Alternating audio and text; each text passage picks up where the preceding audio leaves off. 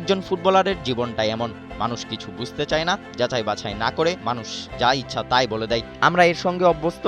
ঠিক এরকমই হতাশা আর খুব জেদেছেন রিয়াল মাদ্রিদ তারকা কিলিয়ান এমবাপ্পে। সম্প্রতি ইনজুরি নিয়ে চটেছেন এই ফরাসি তারকা। স্প্যানিশ লা লিগায় আতলেতিকো মাদ্রিদ ও ইউএফা চ্যাম্পিয়ন্স লিগে ম্যানচেস্টার সিটির বিপক্ষে গুরুত্বপূর্ণ দুটি ম্যাচে রিয়ালের শুরুর একাদশে ছিলেন না এমবাপ্পে।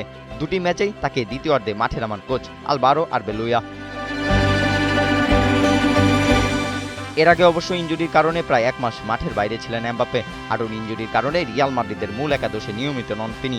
এর মাঝেই মিডিয়ার নানা গুঞ্জনে খুশি নন এমবাপ্পে। অবশ্য এমবাপ্পের ইনজুরির খবরে নতুন মোড় নিয়েছে। রিয়াল মাদ্রিদের চিকিৎসকরা এমবাপ্পের ভুল পায়ে পরীক্ষা করেছিলেন। রিয়াল মাদ্রিদের মতো একটা ক্লাবের এমন ভুল দেখে হতবাক কিলিয়ান এমবাপ্পে। এরপরই চিকিৎসার উদ্দেশ্যে মাদ্রিদ ছেড়ে ফ্রান্সে পাড়ি জমান তিনি।